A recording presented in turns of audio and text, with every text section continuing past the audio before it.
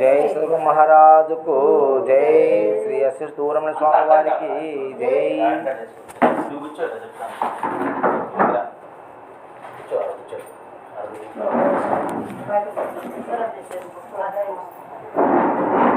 నారాయణరాజు స్వాముల వారు 93 సంవత్సరాల వయసు. ఆయన టీచర్గా ఉన్నప్పటి నుంచి మరి ఆధ్యాత్మికంగా ప్రయాణం చేస్తూ మరి వాళ్ళ అన్నయ్య దగ్గర బోధాది ఉపదేశం తీసుకుని సాంఖ్య శాస్త్రాన్ని తెలుసుకోవాలని ఆయన నోటి నుంచి చెప్తున్నాడు. తర్వాత తారకము, అమనస్కము, అచలమైనటువంటి 4 పద్ధతులను అచరుషి దువ్వూరు రమణయ్య స్వామి దగ్గర ఆయన తెలుసుకొని మరి బోధాధికారాన్ని పొంది ఈరోజు సద్గురువులైనారు. అది ఎంత పుణ్యం అంటే నిజం చెప్పాలంటే అందరికీ లభించదు. అది దుర్లభం త్రైమేవచ, మనుక్షత్వం ముముక్షత్వం మహాపురుష సంగ్రహం అంటారు పెద్దలు. అంటే 3 మహా దుర్లభం అంట. అంటే మనిషిగా పుట్టడం అనేది ఎంతో పుణ్యము చేసుకుంటే మనిషిగా పుట్టడం. ఈ సృష్టిలో 84 లక్షల జీవరాశులు ఉన్నాయి. 84 లక్షల జీవరాశులు కేవలము ఇంద్రియ చైతన్యముతోనే అవి పుట్టి ఆ ఇంద్రియాలకు సంబంధించినటువంటి ఆకలి, దప్పిక, నిద్ర, భయ, మైదునటువంటి ఆ 4 వాటితోనే ఆకలి, నిద్ర, భయ, మైదునములతోనే పుడుతున్నాయి, మరణిస్తున్నాయి, పెరిగి అన్నీ చేస్తున్నాయి. ఆ 4 వేరే ఆలోచన వాటికి లేదు. ఆకలి, నిద్ర, భయము, మైదునము 4 ఉన్నాయి.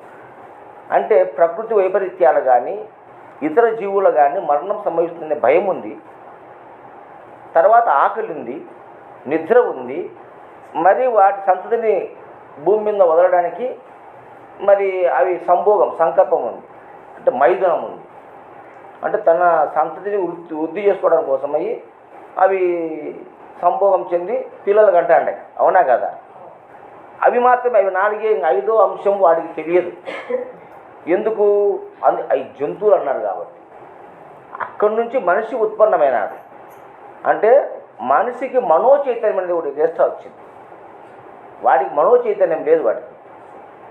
వాడికి ఇంద్రియ చైతన్యం మాత్రమే ఉంది. మనిషికి ఇంద్రియ చైతన్యంతో పాటు మనోచైతన్యం ఉంది. అందుకు వీడికి ఆలోచన శక్తి ఉంది. మనిషికి సత్యమేది, అసత్యమేది, నిత్యమేది, అనిత్యమేది, మంచేది, చెడేది, ఏది శ్రేయస్కరము, ఏది శ్రేయస్కరం కాదు, ఏది చేయాలి, ఏది చేయకూడదు అనేటువంటి విచక్షణా జ్ఞానం మనిషికి ఉంది. జ్ఞానం అన్ని జీవులకు ఉంది. కుక్కకుంది, నక్కకుంది, పులికుంది, సింహానికి ఉంది. వాటి జీవులకు వాటితో జ్ఞానం అన్నిటికీ ఉన్నాయి. కానీ విచక్షణా జ్ఞానం మనిషికి ఉంది. ఆలోచన జ్ఞానం మనిషికి ఉంది. ఆ మనసే ఈ మనిషికి లేకపోతే మనిషి కూడా మృగంలాగా ఉండేవాడు. మరి మానవ జన్మ రావడానికి మనోచైతన్యం అనే ఒక వస్తువు అదనంగా మనకి యాడ్ కావడం వల్ల మనం మనిషిగా పుట్టినాం. అవునా కదా? మరి ఈ జన్మ రావడానికి అనంత కోటి జన్మలు ఎత్తారన్నారు పెద్దలు.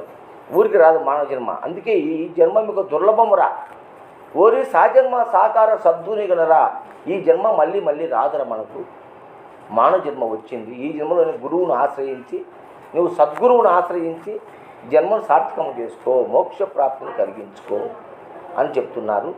అటువంటి మానవ జన్మ వచ్చినందుకు మనం ఎంతో అదృష్టం చేసుకున్నాం. తరువాత ఈ జన్మలో ఎంతమందికి నేను మోక్షం పొందాలనేటువంటి ఆలోచన ఉంది? 100కో 1కోటికో ఒకరికి ఉంది.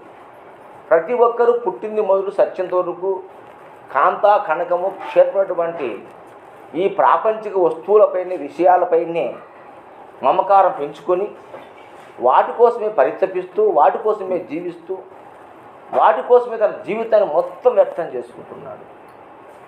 ఈ ప్రాపంచిక విషయాలు ఏవి కూడా నీ ఎంట రావు, శాశ్వతము కాదు. ఎంత అనుభవించినా సంతృప్తి లేదు. కోట్లు వస్తాయి, మిలియన్ల కోట్లు కావాలంటాం. ఆశకు అద్దుందా? ఎంతవరకు మంచంలో ఉన్న ముసలోడు కూడా ఆశ ఉంటుంది. ఇక రేపో మాపో మరణిస్తామనేటువంటి వ్యక్తికి కూడా ఆశ సావడం, అది సావదు కదా ఆశ. మరి ఆ విధంగా ఈ ప్రాపంచిక విషయాల పైన మనము ఎక్కువ మక్కువ ఉండి జన్మను వృధా చేసుకుంటున్నాం.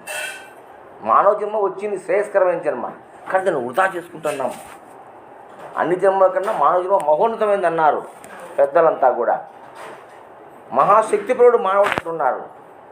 అటువంటి ఉన్నతమైన మానవ జన్మ ఎత్తి మనము ప్రాపంచిక విషయ భోగాలలో తలదూర్చి అనేకమైన సంసార దుఃఖములో పడి శాంతి లేక, సుఖము లేక, ఆనందము లేక నిరంతరము ఒకే సంఘర్షణ, ఒకే ఆశ, పోరాటం సత్యంత వరకు ఎక్కడ సుఖం ఉంది, ఎక్కడ మోక్షం ఉంది.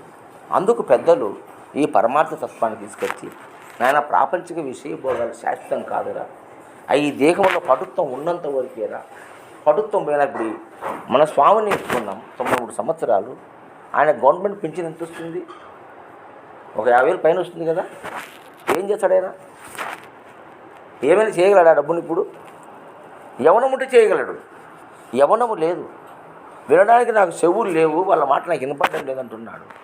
ఫుడ్ ఒక పూట ఎంత కొంచెం తింటాను నేను, ఎక్కువ ఈ యొక్క జిహ్వా చాపల్యం కూడా లేదు.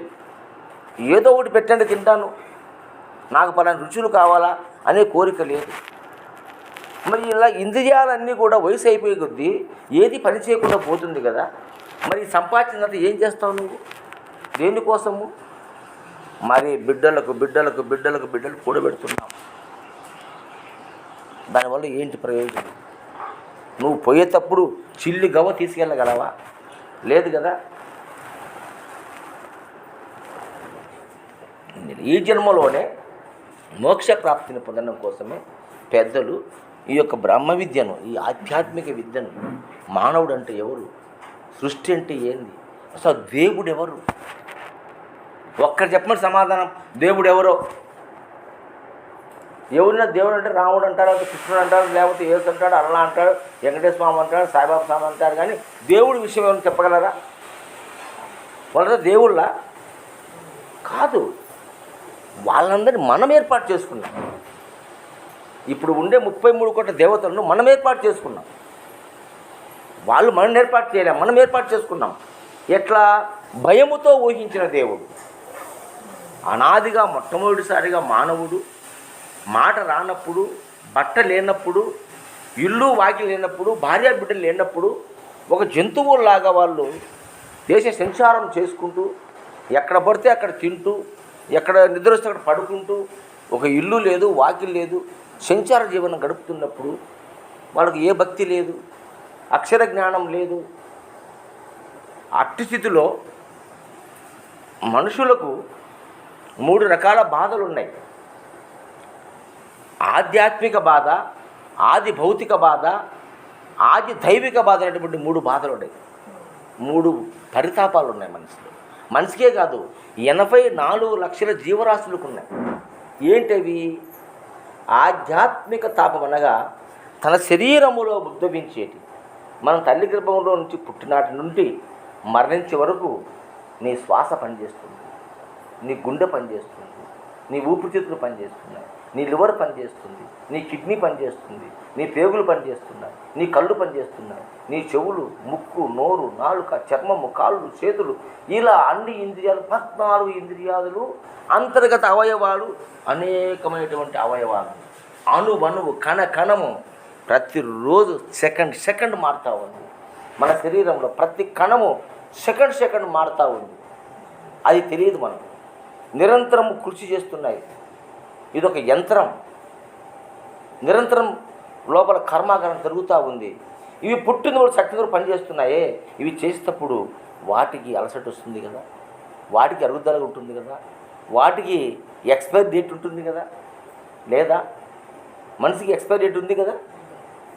ఎక్స్పైరీ డేట్ ఉంది ఏదో ఒక రోజు, అది పలానా డేట్ అని చెప్పలేం. మనము తయారు చేసిన ప్రతి వస్తువుకు మనం ఎక్స్పైరీ డేట్ పెట్టుకుంటున్నాం. కానీ దేవుడు తయారు చేసిన దీనికి ఎక్స్పైరీ డేట్ లేదు.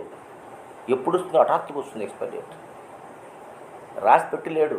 దీర్ఘాయుష్మాన్ భవ శతమానం భవతి అనుకుంటున్నాం మనం. శతమానం అంటే 120 సంవత్సరాలు బతకాలని దీవిస్తున్నారు పెద్దలు. మానవ ఆయుష్ ప్రమాణం 120 సంవత్సరాలు. కానీ మధ్యలో ఎంతోమంది వెళ్ళిపోతున్నారు, ఎక్స్పైర్ అయిపోతున్నారు. కాబట్టి మనకందరికీ ఎక్స్పైర్ డేట్ ఉంది. ఎందుకు వస్తుంది ఎక్స్పైర్ డేట్? నీ శరీరంలో ప్రతి కణము పనిచేస్తూ ఉంది. పని చేస్తూ ఉందంటే అది తరుగుదల అవుతుంది, అరుగుదల అవుతుంది. దానివల్ల వచ్చే జబ్బులే గుండె జబ్బులు, లివర్ జబ్బులు, కిడ్నీ జబ్బులు, కంటి సమస్యలు, కీళ్ళ నొప్పులు, ఎముకలలో కండరాలు, పక్షవాతం, ఇవన్నీ కూడా ఆధ్యాత్మిక తాపములు, శరీర అవయవాలలో లోపాలు ఏర్పడడం వల్ల వచ్చే జబ్బులు. ఇది కూటి పేదకైనా, కోటీశ్వరికైనా, పండితునికైనా, పామరునికైనా సమానమే. ఎవరిని వదలదు. వాడు పండితుడు గడప మహా గురువు కావచ్చు. ఇప్పుడు రమణ మహర్షులు మనం చెప్పుకుంటున్నాము. రామకృష్ణ పరమహంస క్యాన్సర్ రోగం చచ్చిపోయిన ఏం పాపం చేస్తారు వాళ్ళు, అవునా కదా? కాబట్టి శరీరములు దీని ఆధ్యాత్మిక తాపం అంటారు. ఇది తప్పకుండా అందరూ అనుభవించాల్సిందే. కూటి పేదైనా, కోటిపోయినా, పండితుడైనా, పాముడైనా. ఇక రెండోది ఆది భౌతిక తాపం అంటాం. అదేంటంటే నీ శరీరంలో కాకుండా బయట నుంచి నీకు కొన్ని విపత్తులు సంభవిస్తాయి. దోమ కొడుతుంది, మలేరియా వస్తుంది, డెంగ్యూ వస్తుంది, అవునా కదా? మొన్న కరోనా వైరస్ వచ్చింది, బయట నుంచే కదా మన శరీరంలోకి వచ్చింది. కొన్ని లక్షల మందిని తీసుకుపోయింది. కలరా, బ్యాక్టీరియా, వైరల్, ఇలాంటి ఎన్నో క్రిమి కీటకాల వల్లనే కాకుండా పాములు, తేళ్ళు, కుక్కలు, నక్కలు, పుల్లు, సింహాలు, రైళ్ళు, బస్సులు, మోటార్ యాక్సిడెంట్లు ఎన్నో వస్తున్నాయి. సెకండ్ పర్సన్ నుంచి వచ్చేటి ఇవన్నీ మరణాలే కదా. ఈ మరణాలు కూడా ఎవరికైనా రావచ్చు. కూటి పేదకైనా, కోటీశ్వరుడికైనా, పండితుడికైనా, పామరుడికైనా ఈ రోగాలు కానీ, ఈ యాక్సిడెంట్స్ కానీ ఎవరికైనా రావచ్చు. ఇది కూడా సహజమే. ఇక మూడోది ఆది దైవిక తాపము. అంటే అతివృష్టి, అనావృష్టి, సునామీ, పిడుగులు పడడము, ఎక్కువ వర్షాలు కురవడము, భూకంపాలు రావడము, ఇలాంటి ప్రకృతి వైపరీత్యాల వల్ల మరణాలు సంభవిస్తాయి, అవునా కదా? ఇది కూడా అందరికీ సమానమే, అందరూ సమానమే కూడా. మరి ఈ మూడు కాకుండా నాలుగోది ఏమన్నా సమస్య ఉందా మనుషులు చెప్పండి. ఏ జబ్బులన్నా కానీ, ఏ రోగాలన్నా కానీ మనిషి మరణించడానికి ఈ ఈ మూడు రకాల కారణాలు కాక నాలుగో కారణం ఏదైనా ఉంటే చెప్పండి. లేదు, ఈ మూటిల్లోనే ఉంది. ఇది సహజం, ఇది ప్రకృతి ధర్మం. పుట్టినవాడి గిట్టక మానదు. ఎందుకంటే దీనికి వృద్ధిక్షేములు ఉన్నాయి ఈ దేహానికి. ఇది సహజమే కదా. అయితే ఈ తనువు పోకముందే దానికి చెప్తారు, బొందిలో ప్రాణంబుల్ పోకముందే గురు బోధ తెలియవాలేరా. బొంది విడసి ప్రాణి కూకిటిలూడిన కొమ్మ విధము చూడరా, కొమ్మ విధము చూడరా, కొమ్మ విధము చూడరా. బొందిలో ప్రాణంబుల్ పోకముందే గురు బోధ తెలియవాలేరా. ఈ బొందిలో ప్రాణం పోకముందే గురువును ఆశ్రయించరా. అందుకే మనం చిన్నప్పటి నుంచి కూడా గురు బ్రహ్మ, గురు విష్ణు, గురుదేవు మహేశ్వర, గురు సాక్షాత్ పరబ్రహ్మ తస్మై శ్రీ గురువే నమః. అనాది నుంచి పెద్దలు అనేక రకాల గురువులను ఆశ్రయించి మనం ఈనాడు కొలిసే దేవతలు కూడా రాముడు వశిష్ఠ మహర్షిని గురువుగా చేసుకున్నాడు, కృష్ణుడు సాందీపుని గురువుగా చేసుకున్నాడు, అవునా కదా?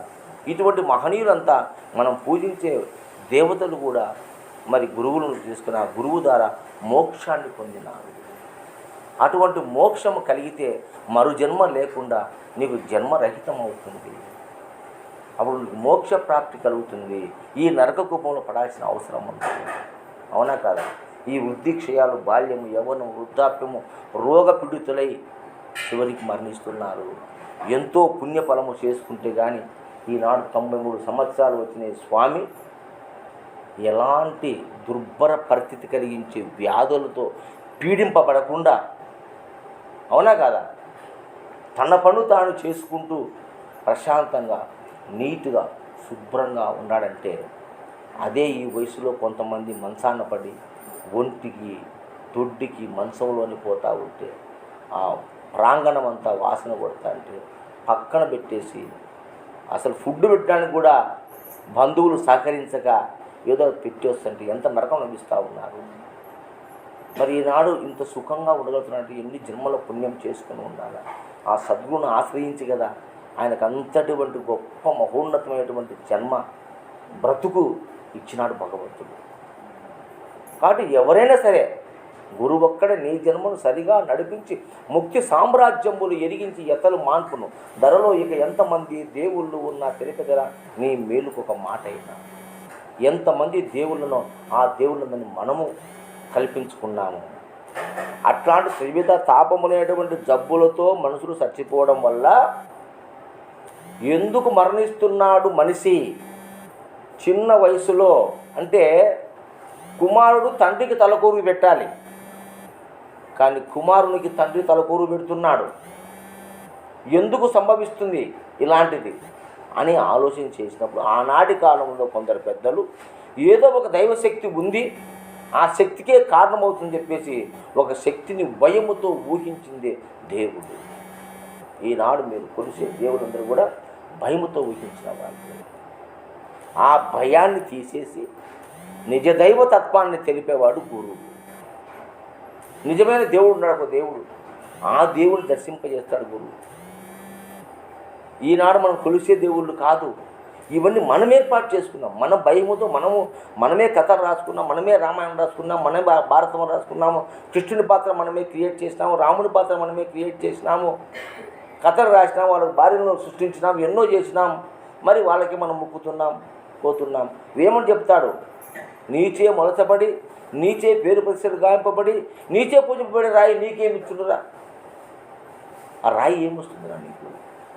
ఎక్కడో దేవుళ్ళు కానీ కక్కచబడి తిరగనేలా కాయములోన నిక్కముగా నున్న ఆత్మను మక్కువతో తెలుసుకోలేక మోసపడినారు, తిక్కబట్టి దిమ్మరులైనారు. సక్కాని సద్గురువు సందర్శనము లేక చెక్కిన ప్రజలను సర్వీసులు నమ్మి మోసపడినారు, తిక్కబట్టి దిమ్మరులైనారు.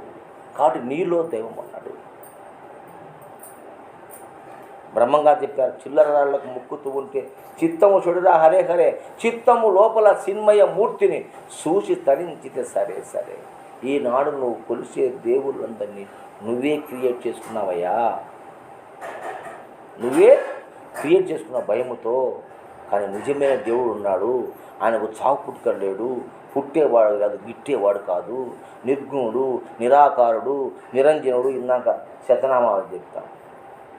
అటువంటి మహనీయుడు సృష్టికర్త అణువణువున ప్రతి అణువున ప్రతి చోట ఎక్కడ చూసిన సందు లేకుండా అంతటా వ్యాపించి ఉన్నాడు భగవంతుడు. అటువంటి భగవంతుని ద్వారానే ఈ సకల చరాచర సృష్టి జరుగుతూ ఉన్నది. అట్టి దైవాన్ని దర్శింపజేస్తాడు అచల గురువు. ముందు ఆ దైవాన్ని తెలుసుకోండి. నీ జన్మకు కారణమైన వాడు. నీలో ఆకలి, దప్పిక, నిద్ర, భయము, మైథునము 14 ఇంద్రియాల యొక్క అనేక రకాల లక్షణాలు అన్ని కలగడానికి కర్త ఎవరు? ఈ కన్ను చూస్తూ ఉందంటే ఎవరు కర్త? ఈ చెవు వింటున్నావంటే ఎవరు కర్త? ఎక్కడున్నాడు దేవుడు? నీ దేహంలో ఉన్నాడు. ఈ దేహంలో ఉండే దేవుడిని కనుక్కోలేక నువ్వు ఊరకు తిరుగుతున్నావు, క్షేత్రాలకు పోతున్నావు, ఎక్కడెక్కడో వేలు లక్షలు ఖర్చు పెట్టి దేవస్థానాలకు వెళ్తున్నావు. ఉత్తమం ఆత్మచింతనం, మధ్యమం శాస్త్రచింతనం, అధమం మంత్రచింతనం, అధమాధమం తీర్థయాత్ర చింతనం అంటారు పెద్దలు. మూర్ఖుడేరా క్షేత్రాలకు తీర్థాలకు పోయేది. నీలో దేవుడు ఉన్నారు. నీలో ఉండే దేవుణ్ణి తెలుసుకోవాలంటే ఒక గురువు తప్ప ఆ దేవుణ్ణి ఎవరు బయట తీసి నీకు చూపించలేరు. నీ అణువను ఉన్న దైవతత్వమే ఉన్నది. అవునా కాదు? ఈ కంటికి చూపు ఎవరు ఇచ్చారు? భగవంతుడు ఇచ్చాడు. ఎక్కడున్నాడు ఆ భగవంతుడు? నీలో ఎలా ఉన్నాడు? ఏ రూపంలో ఉన్నాడు? గురువు దగ్గరికి గురువు తెలుపుతాడు. అందుకే గురువు తెలుపుక గుర్తుపడదు అదుడికైనా మా డెబ్బకైనా తాళపు చేయడం తలపెట్ల వీడురా విశ్వదావిరామ ఇంద్రవేమ వేమనాడు సాహిత్యంలో చెప్తాడు. కాబట్టి గురువు తప్ప అన్యులు ఈ ప్రపంచంలో నేను రక్షించేవాడే లేడు. లేదంటే అనేక జన్మలు నువ్వు ఎత్తాల్సిందే. తింటావు, సంపాదిస్తావు, పిల్లలకి పెడతావు, ఎత్తి పెట్టుకుంటావు, మంచంలో పడతావు, ఏడుస్తావు, సచ్చావు, మళ్ళీ పుడతావు, మళ్ళీ అదే గతి. ఇలా 1 కోటి జన్మలు ఇచ్చినా నీకు మోక్షం కలగదు. ఎప్పుడైతే గురువుని ఆశ్రయిస్తావో ఆ గురువు ద్వారా ఆ పరమ దైవ రహస్యాన్ని తెలుసుకున్నావో అప్పుడు నీ దేవుడైతావు. దేవుడు అక్కడ నీలో ఉన్నాడు. అయితే నేను దేవుడు నీకు తెలియదు, నువ్వు దేవుడే తెలియదు నీకు. ఎందువల్ల? ఈ మాయా ప్రపంచములో, ఈ మాయా ప్రపంచానికి ఆకర్షితులైపోయి అజ్ఞాన వశము చేత ఆ భగవంతుని తెలుసుకోలేక నేను జీవుణ్ణి, నా కర్మ, నా జన్మ రాతిట్లుంది, నేను చేసుకునే పాపము శాపము అనుకుంటూ విలపించి సావాల్సిందే తప్ప ఆ గురుదేవుడు నిన్ను బయటికి తీశాయా, నువ్వు జీవుడు కాదురా, నువ్వు దేవుడు. దేహో దేవాలయో ప్రోక్తో జీవో దేవో సనాతన. ఈ దేహమే దేవాలయము, ఇందులో ఉన్న జీవుడే దేవుడు. దేహమేర దేవాలయము, జీవుడేర దేవుడు. సోహం భవన పూజయేరా పరమాత్మ సేవనం. దేహమేర దేవాలయము, జీవుడేర దేవుడు. ఎక్కడున్నాడు దేవుడు? ఈ దేహములోనే ఉన్నాడు. శిరమేర గర్భగుడి, నేత్రాలే దీపాలు, ముక్కు ధూపస్థానము, నోరు గంట నాదము. దేహమేర దేవాలయము, జీవుడేర దేవుడు. ఈ భూమి మీద ఉండే ప్రతి దేవాలయాన్ని మానవ దేహ ఆహారాన్ని బట్టే కట్టినారు. ఇది గర్భగుడి, ఇక్కడ దేవుడు ఉన్నాడు భూమధ్యంలో. అందుకని బొట్టు పెడుతున్నాం ఇక్కడ, సూచిగా ఇక్కడ బొట్టు పెడుతున్నట్టు భగవంతుడు ఉన్నాడు ఇక్కడ. జ్యోతిర్బిందు స్వరూపుడే వెలుగుతున్నాడు. ఈ దేహానికి ఈ లైటింగ్ ఎవరు ఇచ్చినారు? ఇక్కడ ఉన్నాడు భగవంతుడు ఉండి ఆయన ఈ దేహాన్ని వెలిగిస్తూ ఉన్నాడు. తేజమయ స్వరూపుడిగా చేసినాడు నిన్ను. కాబట్టి ఇది గర్భగుడి అయితే దేవుడు ఉన్నాడు. ఇవి రెండు దీపాలు. ఇది ధూపం, వాసన చూస్తుంది. ఇది గంట, ఎప్పుడు మాట్లాడుతుంది. అవునా? ఇయే కదా గర్భగుడిలో ఉండేది. వక్షమేర మండపంబు, లింగమేర ధ్వజస్తంభం, పాదములే ముఖద్వారం, 10 ఏళ్ళు కలశాలు. దేహమేర దేవాలయము, జీవుడేర దేవుడు. నువ్వు ఎలకల పడుకో, నీ పాదాలే ముఖద్వారం, ఆ 10 ఏళ్ళే కలశాలు. ఆ నుంచి వస్తే ధ్వజస్తంభం ఉంటుంది. అది శ్రీలింగం, పుంలింగం, అది ధ్వజస్తంభం. ఆయువు పట్టు అన్నారు దాన్ని దేవాలయానికి.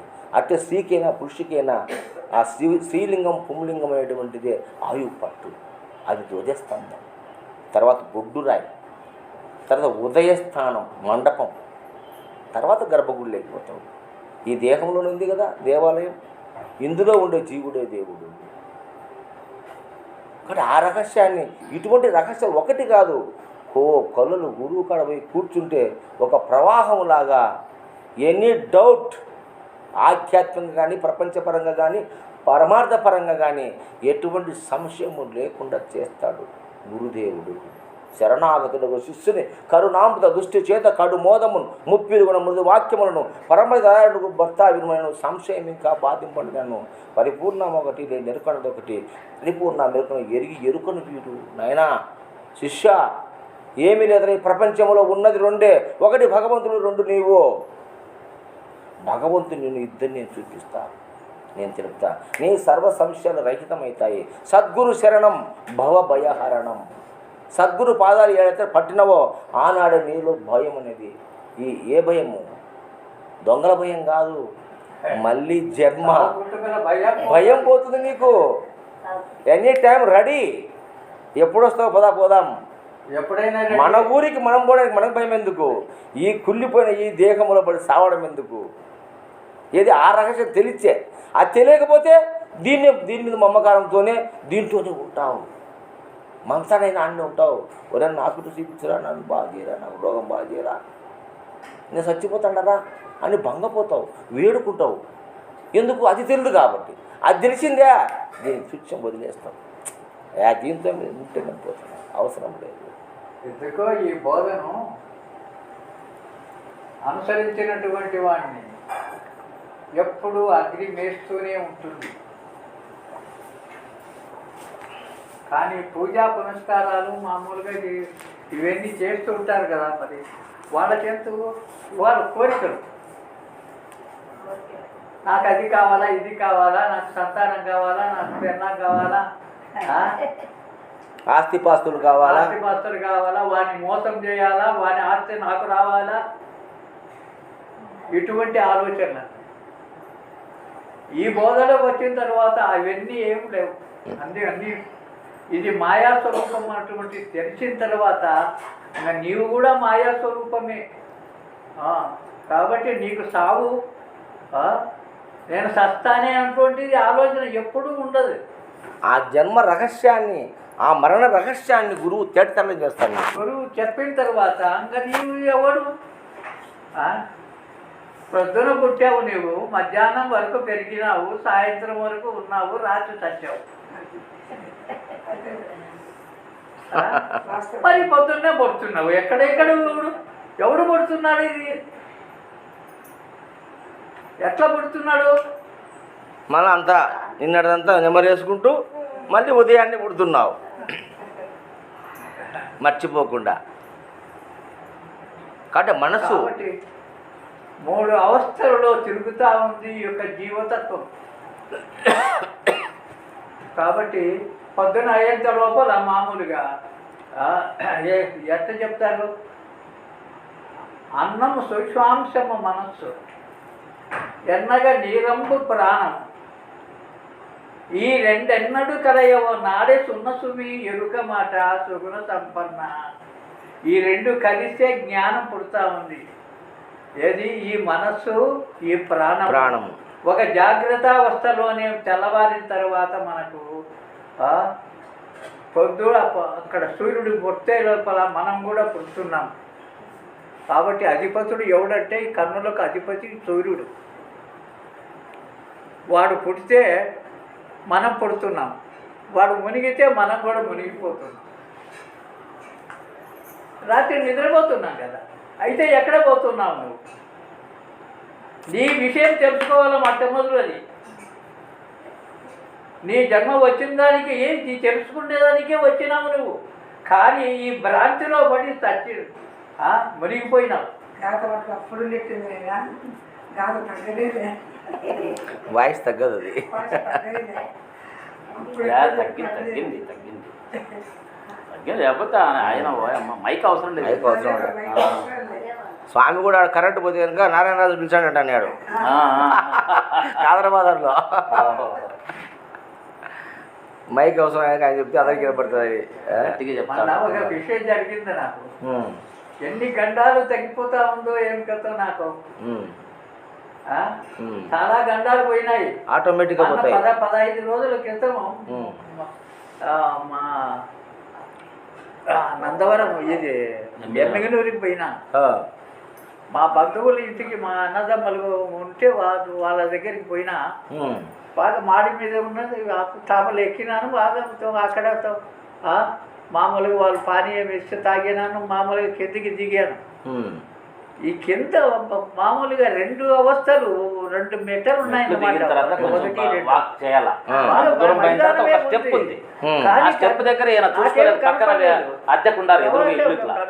దాని పక్కన ఒక స్టెప్ ఉంది దిగడానికి, ఒక హాఫ్ ఫీట్. దాన్ని గమనించిన కింద పడిపోయినాడు. అయిపోయింది అక్కడ. నిజంగా వాస్తవంగా చెప్పాలంటే అది పెద్ద గండం. వాస్తవంగా సిమెంట్ అలికిన దాని మీద పడినాడు. ఈ అద్దాన్ని కూడా దెబ్బతింది. ఆడ గీతలు పడినాయి. ఇక్కడ ఇష్టపడి ఎందుకు ఇంకా పెట్టే ఉన్నాను ఇక్కడ? ఏం కారణం ఉంది నాతో? ఒక నిమిషమే పడిన తర్వాత లేపడరా. ఆ పడడం చూస్తే గినా వేరే వాళ్ళు అయితే ఏదో ఇరిగిపోవాలి.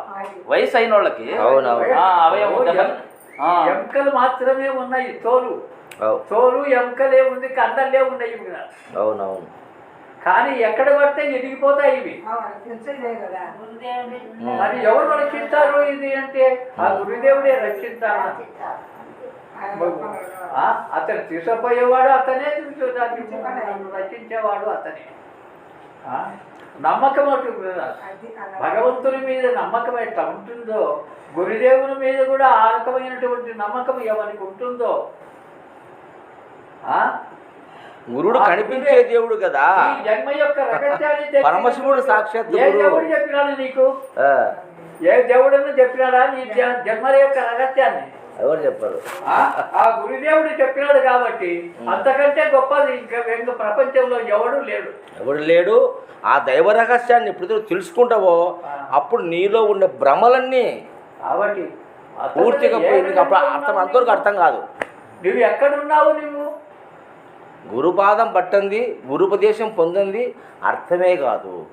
కొన్ని దేవుణ్ణి సంవత్సరాలు నిన్ను ఎరుగవు, దేవుణ్ణి నువ్వు చూడలేదు, నీ సంగతి నీకు తెలియదు. దేవుణ్ణి నిన్ను ఎరుగవు, నీవిప్పటి కెట్టివారు నే తెలిపేదా నీకు వెది బోధలు ఎందుకు? కావున దేవుణ్ణి ఇదిగో కనుగొనబోయి చూపిస్తాడన్నమాట గురుడు. ఇటువంటి వాడు రా దేవుడు.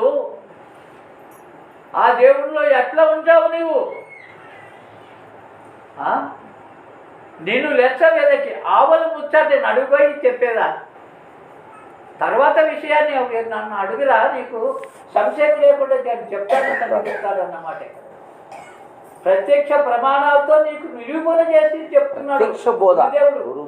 ప్రత్యక్ష బోధ మరి ఎక్కడుంది? నీ పురాణాల్లో ఉందా? నీ వేదాల్లో ఉన్నదా? అవన్నీ ఊహలు. నీ ఊహలు అయితే ఇదంతా కాదు, కల్పించేటువంటి ఈశ్వరాండమే. ఈశ్వరుడే దీనికి ప్రధానమైనటువంటి వాడు. కానీ ఆ దేవుడు ఎటువంటి గురుస్వరూపంలో ఉన్నాడు. ఆ గురుస్వరూపం మించింది కనుక ప్రపంచంలో ఏదీ లేదు.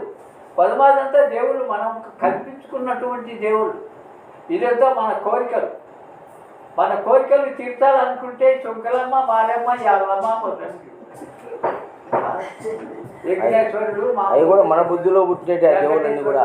వెంకటేశ్వర స్వామికి దేవుళ్ళు పోతా నేను కూడా అంత ఎందుకు ప్రకృతి చూసేదానికి పోతున్నా. దేవుడు చూడాల్సిన రాయి అది ఉండేదా మా దృష్టిలో రాయి అంతే. వీళ్ళందరినీ మోసం చేసుకోవాలా? ఈ ప్రపంచాన్ని మాయలో నుంచి ముంచే తెలుస్తుండాలన్నమాట వాడు. ఆ దేవతలు వాడు అటువంటి వాడు. ఏమంటే మనం చెప్తే ప్రపంచానికి ఎదురవుతాడు. అంటే అక్కడ ఉండే ఆ రాయిలో కూడా మేము నిజదైవాన్ని దర్శిస్తాం. అంతలక్కడ పోకుండా ఏం పోం. ఇప్పుడు ఇంట్లో ఉంటారు, కొడుకులు ఉంటారు, బిడ్డలు ఉంటారు. ఒకసారి భార్య ఒప్పుకోదు, పోవాలంటే మనం ఈ సంవత్సరం దేవుడికి ముక్కునే అంటారు. పామ హ్యాపీగా పోతాం, టెంకాయలు కొడతాం, అన్ని చేసుకుంటాం, అన్ని చూసుకొని వస్తాం. అయితే మేము దర్శించే దేవుడు వేరు, నువ్వు దర్శించే దేవుడు వేరు.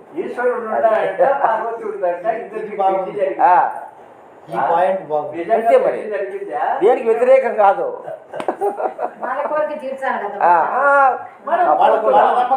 వాళ్ళవి చూస్తున్నామంట.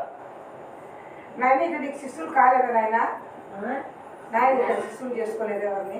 ఇక్కడ ఎవరు లేరులే. ఇక్కడ ఈ కన్నడ ప్రాంతంలో జిజ్ఞాస కలిగిన వాళ్ళు కావాలి కదా. అది ఉన్నారు, గురుబోధ కలిగిన వాళ్ళు ఉన్నారు. కన్నడ భాషలోనూ వాళ్ళ పద్ధతులకు వాళ్ళ పద్ధతులు లేరని కాదు, ఈ ఏరియాలోనే ఎక్కువ ఉండేది. ప్రపంచానికి వ్యతిరేక్తంగా ఉంటుంది. జన్మ రాహిత్యమును కోరు జనులు వెదకి సాధనలు లేని సత్యార్థ సాధనేది ఇట్ట చెప్తుంది. ఇక బోధ సాధనలు ఉండవు ఇందులో. నువ్వు ధ్యానం చేసుకో, కళ్ళు మూసుకో, తపస్సు చేసుకో, నామాలు వీక్కో, వ్రతాలు అవన్నీ చెప్పరు ఇక్కడ. తెలుసుకోమన్నాడు. నీవెవరో తెలుసుకో, దేవుడు ఎవరో తెలుసుకో. దేవుడు ఎవరో తెలుసుకో. అంతే. అవి రెండు విషయాలే, రెండే విషయాలు. వాటి ముందనే విచారణ ఉంటుంది, రెండో విచారణ ఉంటుంది.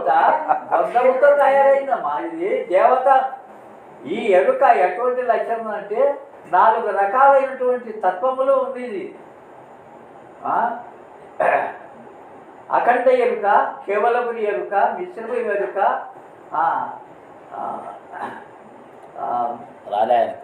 మలినపు ఎరుక. ఈ 4 రకాల వ్యవహారం జరుగుతూ ఉంది ఈ జగత్తులో. భ్రమింపజేస్తా ఉంది. నిన్ను ఎక్కడ పోగొట్టేది. ఇప్పుడు నా పూజ చేసుకుంటుండవు, నీకు అన్నీ ఇస్తాను నేను. ఏమి ఇచ్చింది లేదు, పడింది కొత్త భ్రమే. రంజకం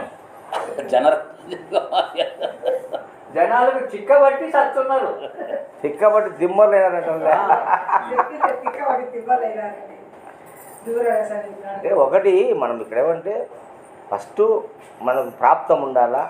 ఎందుకంటే అనంతకోటి జన్మాని ఆత్మ జ్ఞానత లభ్యతే, ఆత్మజ్ఞానం అంతాన్ని లభ్యతే పూర్ణ భోజిత.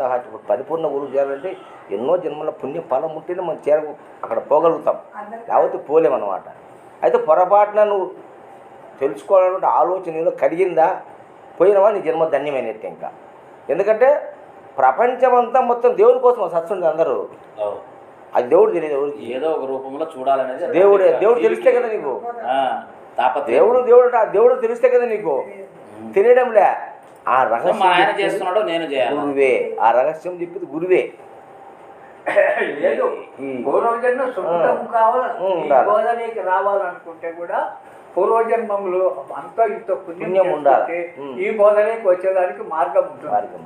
ఆ గురువు దొరుకుతారు, అటువంటి గురువు. అందుకే దుర్లభం త్రైమిక మనుక్షత్వం ముముక్షత్వం మహాపురుష సంగ్రహం. మోక్షం పొందాలని కోరిక కలిగినప్పటికి కూడా కొంతమందికి గురువు దొరకడు. అట్లా ఎంతోమంది ఉన్నారు మోక్ష ప్రాప్తి కోసం ఎర్రిపట్టి తిన్నులు ఉండరు గురువు కోసం. వాళ్ళకు మంచి గురువు దొరకడు, దొంగ గురువు దొరుకుతారంతా, చేతకాని గురువు దొరుకుతారు, మోసం చేస్తుంటారు. అంతే, జీవితం అంతా మోసపోతానే ఉంటారు. గురువుల్లో కూడా మోసం ఉన్నారు, ఎందుకు లేదు, ఉంది కదా. కొంతమంది తెలియక కొంతమంది వేషభాష వేసుకుని గురువు అని చెప్పుకుంటా అంటారు. కాబట్టి వాళ్ళు ఏదో బ్రహ్మలు కనిపిస్తారు, బ్రహ్మలు చెప్తారు, వాటి మాయలో పడిపోతాడు వీడు. ఇంకా వాడి సొమ్ము వాడు తీసుకుపోతాడు. అట్లా ఉండారు. అందుకే సాజన్మ సాకార సద్గుణి కనరా అన్నాడు బ్రహ్మంగారు. కాబట్టి నిన్ను నీ విషయం తెలియజెప్పేవాడు గురువు. ఇప్పుడు సద్గురువు కావాలా, మనకి ఏం కావాలా? వ్యక్తి సద్గురువా ఎట్లా నిర్ణయం చేసుకోవాలా? అక్కడే మనకి ప్రశ్న వేసుకోవాలి. నేనెవరు, దేవుడు అన్న విషయం చెప్పాలి. మిగతా మాట చెప్తే ఉపయోగంలే. నువ్వు సాధన చేయి, నువ్వు ఆ మంత్రం కొనుగు, ఈ మంత్రం కొనుగు, తెడదామ చేసి కూర్చో, అది వద్దు నాకు. దేవుడు ఎవరు, నేనెవరు చెప్తే నీ యోగ్యత నీకుందా లేదా, లేదా వదిలిపెట్టు. ఇందుగలడు అందులేడని సందేహం చక్రి సర్వోపగతుడు చెప్పినారు. ఎందెందు వెతికి చూచిన అందందే కలడు. ఎక్కడైనా ఉన్నాడు. వాచ్యార్థంగా తెలుసుకున్నాడు, చదువుకున్నాం. దగ్గర ఉంది కానీ ఆ దేవుడిని చూసినావా నువ్వు? అదే కదా, ఆ దేవ దర్శనం లేదు కదా. చెప్తున్నాం, అందరూ శాస్త్రాలు చదువుకున్నాం, నేర్చుకున్నాం, చెప్తున్నాం. ఇప్పుడు భాగవతము భారతము రాసినారు, అది చదువుకొని చెప్తున్నాం మనం. మరి కృష్ణుడు చెప్పినాడు భగవద్గీతలో, మమాత్మ సర్వభూతాంతరాత్మ. అరే అంతటా నా స్వరూపమే ఉందిరా, ఎక్కడ ఏమీ లేదంటున్నాడు. ఊరికి మాట తెలుసుకుంటున్నాం, అది దాన్ని దర్శింపజేసే గురువు గారు. అది ఎవరికో సుకృతం, ఎవరికో సుకృతం. ఒకపరి జగములు వెలనిడి, ఒకపరి లోపలికి కొనుచు, ఉభయము తానై సకలార్థ సాక్షియము నా ఎకలంకుని ఆత్మభయని అర్జించు అని గజేంద్రుడు నమస్కారం చేస్తాడు. సర్వశాస్త్రాల సారమంతా కూడా భూమికేనా. నువ్వు ఒక్కసారి ఆ దైవదర్శనం జరిగితే మొత్తం క్లియర్. నువ్వు ఏ గ్రంథం చదువు ఇంకా ఆ సమాధానం దొరుకుతుంది నీకు. నాకు నువ్వు చెప్పావు అందుగాడు సందేహం పోలదు చెప్పినావు కదా, నువ్వు నోటికి వచ్చింది నీకు, కానీ దైవాన్ని చూడలే. ఆ దేవుని గురువు తెలిపితే దైవం కనిపించాడు. ఎట్లా కనిపిస్తాడు? కరెంటు వైర్లో కరెంట్ ఉంది లేదు మనకి ఎట్లా తెలుస్తుంది? ఇప్పుడు ముక్కుతో వాసన చూస్తున్నావు నువ్వు, ఆ వాసన నీకు కనపడుతుందే? ఏది? ముక్కుతో వాసన చూస్తున్నావు, వాసన కనపడుతుందే? కనపడుతుంది, కనపడుతుంది కదా. మరి తెలుసుకుంటున్నావు కదా, అదే దైవలీల. తెలుసుకుంటున్నావు కదా. అట్లా ఈ ఇంద్రియాలు ఎలా తెలుసుకుంటాడో, ఇంద్రియ చిత్రం ఆ భగవంతుడు నీకు తెలిసినప్పుడు ఈ డౌట్లన్నీ క్లియర్ అయిపోతాయి. ఇప్పుడు సర్వ సమస్యలు రహితం. ఏదో తెలిస్తే, తెలియకపోతే 1,00,000 డౌట్లు. ఇంకా శాస్త్రాలు చెప్తుంటావు నువ్వు, అది తెలియదు పడదు, అది రూపం లేదు. ఉపన్యాసం చాలా బాగుంది, రూపం లేదు.